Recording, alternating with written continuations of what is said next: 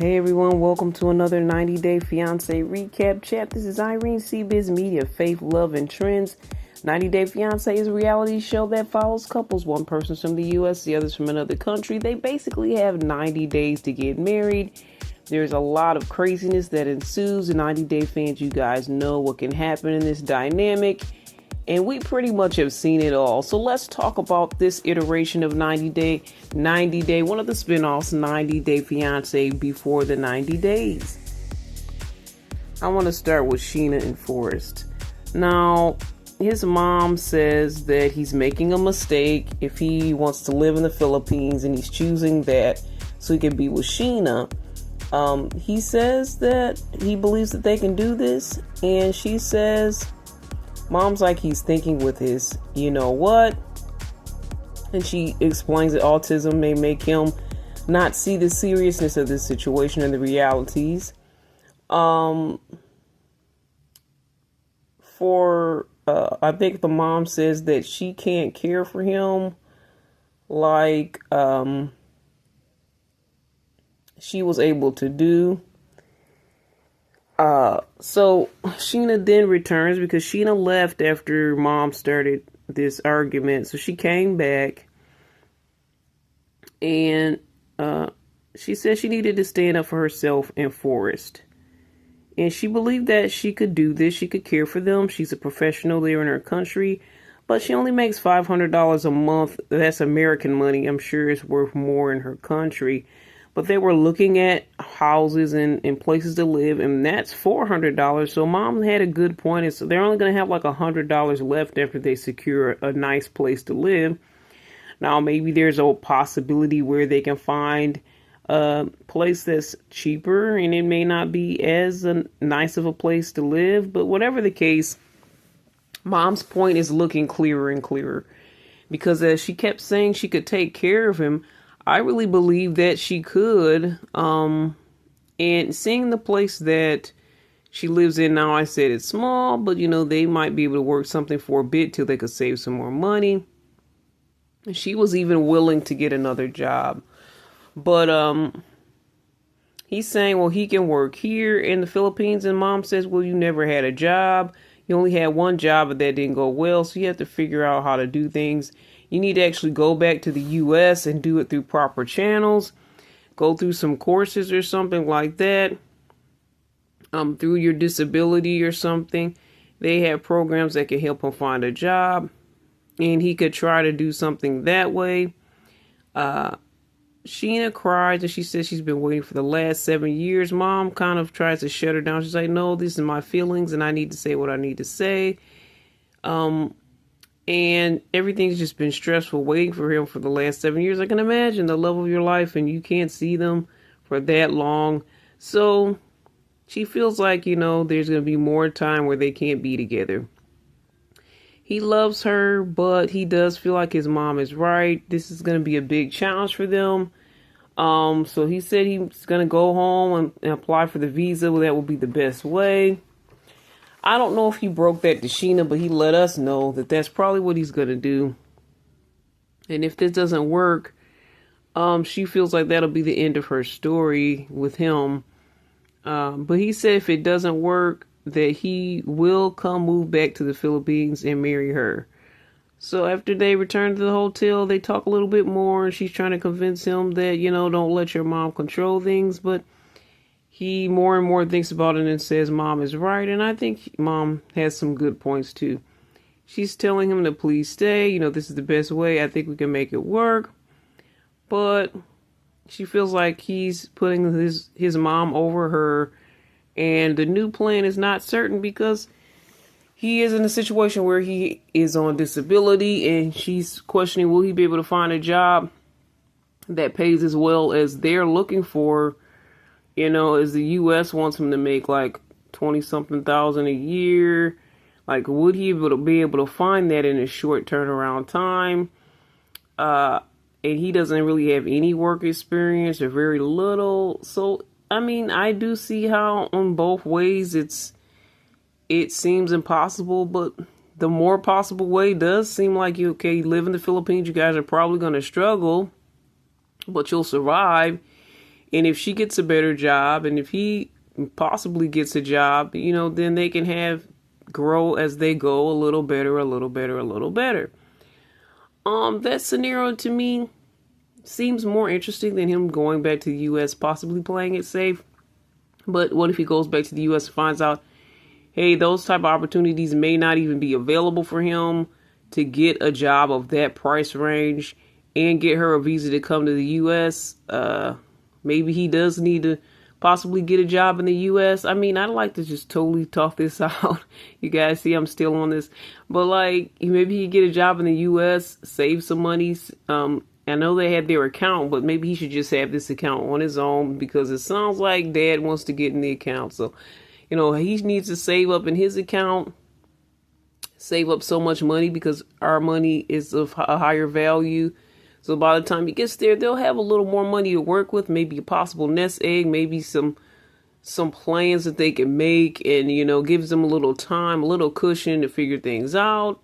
Just different possibilities and scenarios. I don't want to see these guys end. I don't think America has to be the only way for things to work and for them to be happy and for them to have a secure lifestyle. And Sheena's up for him being there with her, and she's up for trying to take care of this guy. So he's in the middle of these two women that, want to take care of him. In a way, he's got it made, but in a way he doesn't, because he really does have to step up one way or another. And when it comes to Sheena, it doesn't seem like she's pushing him super hard, and it may not be as stressful, but you never know once you guys get in that scenario, because she did tell him to grow up and be a man. It may not be as easy and nice as she's making it look right now. So once you guys get in the middle of your troubles and your challenges, we'll see how they are able to work that out if it gets to that point. And I really hope that they are able to figure something out and definitely stay together. And I'm hoping that Sheena doesn't have to wait so many more years to have the life that she wants with Forrest. Okay, guys. Let me get to Lauren Burkhan. So she had to get a room because Burkhan said don't come home to the place that she rented for the first place for them to be together. So I thought that was unfair that he can control that, and he didn't put any money into this scenario. Unless he's going to pay for the room and reimburse her the money for that day, I really don't see how he even has a say in it.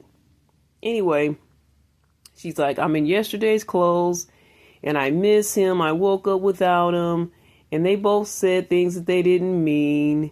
So they're going to talk. She said she should have apologized in the beginning, and her feelings for him are stronger than for Michael in any way. I mean, he's just her friend. There's nothing more than that. She did want something, but that was before she met Burkhan anyway. So she's going to try to prove this to him. He said he wanted her to see what it would be like without him. Her pride doesn't cuddle her in the night. I mean, this guy to me seems a little bit like he thinks he's everything, like he's a little bit too much. I don't like the arrogance of it all. That's what I'll say. The arrogance of it all and the way he's talking. Like, her pride's not going to cuddle her at night without me in the bed. Really? I think she could probably find another you or someone else. Anyway, she could, but you see, it's not been that easy because she can't even hook up with her friend Michael. Much less she has to go to a whole nother country to find a guy like 20 years younger. So maybe you are her only option. And I don't know, maybe that's how she feels. I wouldn't say that's an actual fact, but she could feel that way. So she brings food, his favorites, and apologizes the first thing she comes in, and she's like begging this guy, which I don't really like. I think she messed up, but I think that she could have handled it differently, sure, but do I think she should be begging to this guy to take her back and kissing his feet? I don't think so. So he said, I think he said, why did you mislead me? And she said, well, I thought you were going to try to stop our friendship. And it lets him know in so many words that he's better than Michael, and she really wants to be with him. There's really no competition. He says, well, you can talk all day, but I need action. So she says, well, what if I cut him out of my life? He's like, well, can you do that? And she said, well, if that's what it would take for us to stay together and stuff, I will do that. And, it will be worth it so I could be with you. And he says, no, I think he was just testing her. He was trying to see what she was willing to do and give up. Would she be willing to give him up? So she passed this little test. And he's like, well, okay, he proved he's a decent guy. He didn't make a move on you. He hasn't done anything really. So you guys can be friends, but of course you guys can't be whatever you were before. You can't be besties and like a weird thing you guys had before, but you can be just regular friends. So they're good now. They kissed and made up. They said that there's some things that they have to work on in this relationship. That's what Burkhan said. He acts like he's the older one in this relationship. So it looks like she passed his little test and they kiss and make up. Like, I'm not against his test. I just think he's a little arrogant in how he's doing this. And I don't know. I just feel like it's a little demeaning and belittling, especially since she didn't directly do anything to the relationship. She didn't directly cheat on him. She should have told him, but yeah, I don't think she should be kissing his feet in this scenario. What do you guys think? When it comes to Stig and Aviva, the two of them are kissing and loving on each other. They're engaged now, and she's about to leave. So they're kind of getting their last kisses and hugs and all of this stuff in before she goes. And then the whole topic comes up of, hey, when I'm going to come move to Belize, he's like, well, wait a minute. I thought you were going to apply for me so I could go to the U.S. And she was like, well, this is kind of a surprise because I've been talking about living in Belize the whole time. They show the receipts. And, it sounds like that's what she was saying. He wasn't refuting it. And he wasn't saying, hey, I would actually want to live in the U.S. So she's kind of upset that like an hour or so before it's time for her to get on the plane, that he's now switching gears and wanting her to apply for a visa so he could come to the U.S.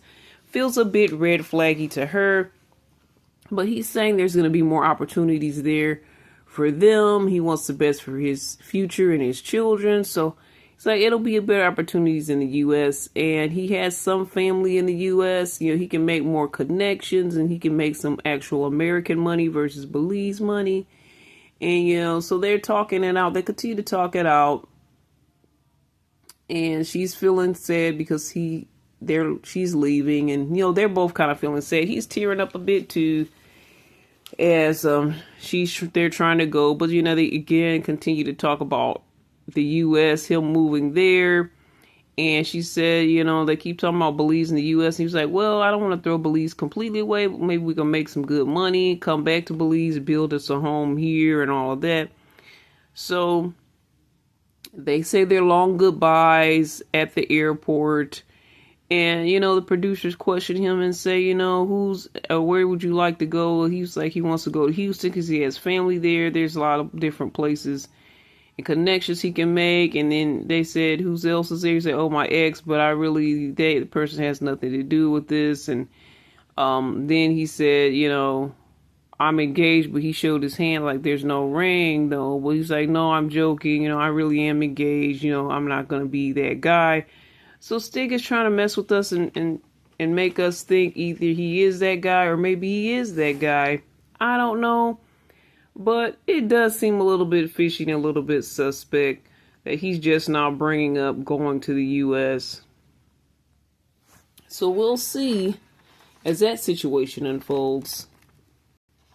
So we have Annalyn and Jovan. They're getting ready for their vow renewal.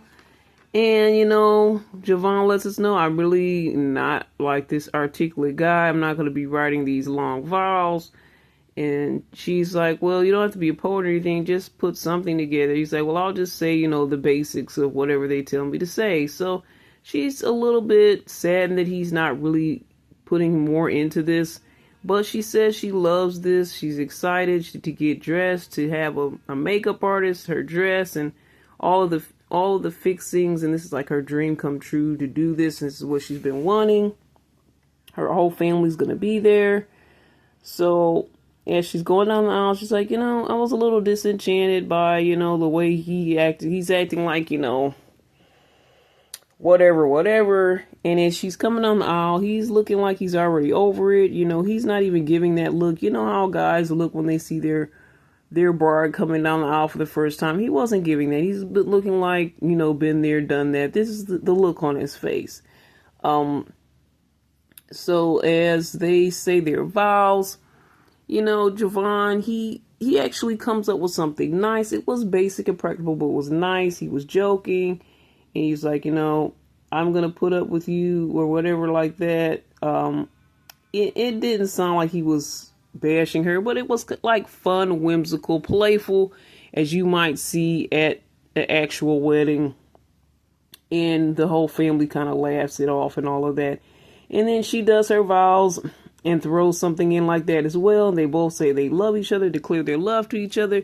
So actually, Anna Lynn was happy with how the vows went.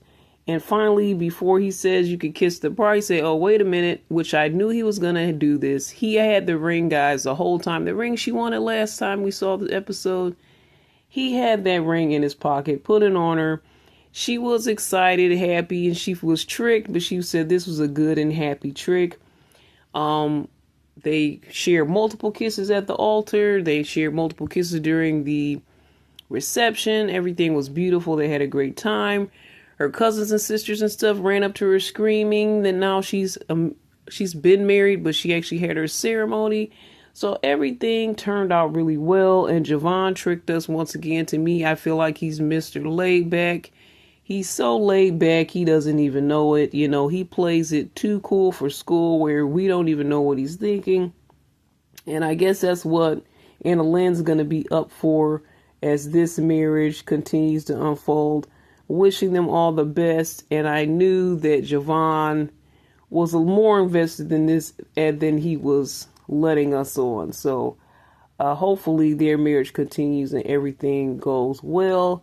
And from seeing from the previews, it looks like some new developments are going to occur. Again, all the best to them. And it's good to see a story that looks like it's a happy ending with not all of these weird complications or random things happening. So, again, wishing them the best. All right, guys, Josh and Elise. So he's asking her what's the scariest thing she's done. She said says sleeping with her ex while he was flying a plane. And he's like, you know what, I really don't want to hear that type of information, but that was kind of scary and dumb. Why did you do that? Anyway, she survived, but everything's good between the two of them, and they're supposed to be FaceTiming his son later on, which is a big step for Elise. She really wants to do that. So she set up this adventure called abseiling. She wasn't really sure what it was. You're abseiling off of a waterfall. I'm not sure. Still don't know what it was even after seeing the episode. But anyway, it's a stunning view. They get to the location. They have to change in their wetsuits.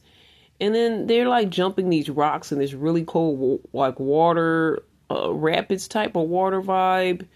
Maybe not super rapids, but they're jumping over on these big rocks and trying to land. And I probably not hit their face in the rocks. So this seems really weird and dumb to me, but this is what people are doing. And she's even thinks so she said, I never would have did this if I knew what the heck I was signing up for. So about 30 minutes in, she's whimpering. She's like, I'm done. I'm so cold. They have to like slide off of these rapids. They're on these like bungee looking cords. So it makes me think a bit of rock climbing, but they're climbing down a waterfall. I think the cold is really what's getting to her the most. She's talking about she can't feel her hands. She says she didn't know it was going to be 2 hours of them jumping through cold water. She feels like she has hypothermia. She's scared and she's not exaggerating. She knows she could be a drama queen, but right now she's serious. So they have to go down this massive waterfall, and that's the only way to get out of this experience, right? So they're giving me Blair Witch, where they have those cameras like right in their face, as far as, you wear those adventure cams and they have it right in your face. Yeah, they're giving me Blair Witch. I'm seeing all into their faces, and I'm seeing her whimpering and like she's gonna cry, having explosive teardrops going on, and it's giving me Blair Witch without all of the you know what coming out of the nose. So I'm like, what is happening here? I was cracking up. I the fact that it was really serious to her, I was like, okay, I'm sorry this is really serious. But Josh is like, he's having fun. He thinks she's just being a drama queen. She's screaming, help me. And we all kind of think, oh, she's going to be okay. I wasn't sure because she said she was serious that this isn't cool. So I didn't know how this was going to end up. So Josh makes it to the bottom. He said he's had the time of his life jumping over these rocks or whatever. And when he gets to the bottom, though, he sees everybody surrounding Elise. He's like, uh-oh, this is really serious. So for me, I'm like, dude, you should have been, looking out for your girl. This isn't right. I mean, you heard her say she wanted to leave the experience. You should have tried to make a way out or find a way out or something. Have somebody help you. Have them bring a helicopter to lift you out, something. But you just kind of laughed it off. So now the predicament she's in, she's really just shook up. And everybody's applauding her for getting through it. She's needs warmth. She does feel hypothermic. But as they leave the experience, they're like, Josh holds her, hugs her, makes her feel better, calms her down. So she's happy that he was there to do that for her and to be what she needed. So they're now going, I think they have one more night there. They're going to go out to eat or talk or whatever. They're supposed to do the FaceTime today, or I believe, or something like that. But he gets a random text. It's like, oh, it's nothing. She's like kind of curious as to what happened. So he takes her to Echo Point, tells her, hey, can't really talk to my son. There's other factors going on. And he apologizes. She's like, well, this is really important to me. He's like, well, I guess I'm good at disappointing. He has this super self-defeating attitude. He's like, hey, if you want to leave, I understand. Go ahead. We'll be welcome to leave. She's like, well, why do you just want me to leave? What about, do you want to fight for me? Do you want me in this relationship? He's like, yeah, I wasn't trying to say I don't want you, but I'm just saying, if you wanted to leave, I'd understand. Then he tells her he's in love with her. So she feels like she's on a roller coaster after this crazy adventure. Then he's like, you can leave. Then he's like, he's in love. So she's struggling and trusting him. She's cold. That's a recurring theme. They go to the restaurant. The wind is blowing. It's cold. He's like, you would think she would know how to dress in Sydney at this point. She still dresses like she's in Miami Beach. Girl, bring you a jacket or something. I mean, you're not going to be in Miami Beach all day. But that's how she dresses. He's like, yeah, she should have figured something out by now. Anyway, he's upset that he said he loved her, but she's like, hasn't responded. So he's like, where's the love at on her end? Is she as cold as ice? Is her body cold as well as her heart? I don't know. He said she's cold, cute, and in pain, and he's up for it. But she says, hey, I'm not in love with you yet. Honestly, she says she doesn't know if it's wishful thinking that he's saying all she wants to hear. Is he stable?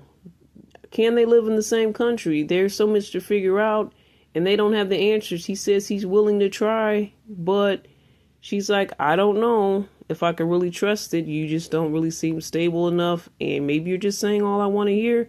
And she has good points. I'm actually not against what she's saying.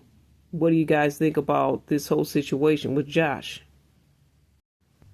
And finally, Rick and Trisha. Rick cries as they return to the island that they were in, where everything first started. He remembers all the good times he had with Trisha because now she don't want to talk to him.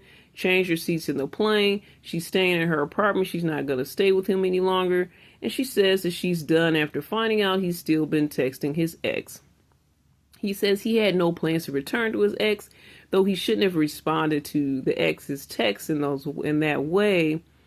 And he says he still thinks about her being the only one there for him that he could count on. They had strong chemistry. They still had feelings, but they just couldn't make their future work, and that's why they broke up. So he's kind of letting us know there's still something there. He sent Trisha a long apology text and asked could they talk, and she said sure with the period. And he's really putting too much interpretation into the period because he's like, does that mean it's over because it's a period on the sure? The fact that she gave you a one-word answer is probably showing that she's doesn't really want to talk to you, but she's forcing herself to. Anyway, that's all you need to know. Anyhow, now he's talking about, he wants the family and he was willing to do all these things. So he sees her and is trying to get a warm greeting from her, and she's not giving him anything. And she just basically said, I'm not happy to see you. So he says, okay, he does his apology in person. She's like, well, why in 4 days you had been talking to her and you had not said anything to me about talking to her at all? Why'd you betray me? You were supposed to be winning my trust back after telling me you had slept with her during that 5 days that we weren't talking. And now you're going back on that and breaking my trust again? Smart girl. The youngsters are proving to be smarter than the older people in this season right now. She said, well, prove to me you really are done with her, block her, make her understand I'm with you and you don't want her anymore. And now he says, I'm conflicted. Why? He says he loves her, but he can't block his ex. He's in love with Trisha, but he still has feelings for his ex. And he's saying the both things can be true. So she's like, I want nothing else to do with you. You've made your choice. And he again reiterates, you can have feelings for two people. She said, you wasting my time. And she said, I'm going to block you everywhere. And he's acting upset, like, no, don't do that. And she says, no, she doesn't want to be a second choice to anyone that you were in love with before. I don't want to be the second one that you picked because you had no other alternative, because you couldn't be with the first one you wanted. So I'm taking my love back. And she says, thank you, and leaves. He's crying. He's saying he's not ready to be the man that she needs. I feel like he wasn't ready with his ex either. There's some issues with him where, it sounds like he could have had that relationship, but for some reason they couldn't work it out because he probably wasn't ready for something there too. He's not ready for something here with Trisha. If you're not ready, sir, you need to get yourself ready, get your mind ready, get your life ready, and then try to choose a partner. I feel like he's just kind of playing these games and he doesn't know what he wants to do and he doesn't know who he is, but he wants to jump into another relationship. No, you need to figure out who you are, what you want, what you're willing to do. Put it all down and then jump back in, not jump, but walk back into a relationship with your head on straight, and don't just try to pander to the next woman or whatever she wants when you're not capable and you're not able to give her that. You're in your 50s at this point. You should know this lesson. You should know how to be the bigger man and the bigger person and not let children and youngsters tell you and show you the type of man that you need to be. That's my final thought when it comes to Rick and Trisha. People have been questioning them this whole season, and I'm with it as well. Definitely questioning Rick and his motives and who he is, and he's really just showed us who he was, and I think a lot of us are not surprised. Alright guys, what are your thoughts, comments, questions when it comes to this episode of 90 Day Fiance before the 90 days? Be sure to drop your thoughts in the comments. Email me at cbiztv@yahoo.com if you'd like to have any more thoughts. Extensive conversations, no problem. If you'd like to come chat on here with me, I'd love that as well. If you'd like to also check us out on our other platforms, do so at cbiztvmedia.com, and we will talk with you guys next time. This is Irene. Faith, love, and trends, all the best, and God bless.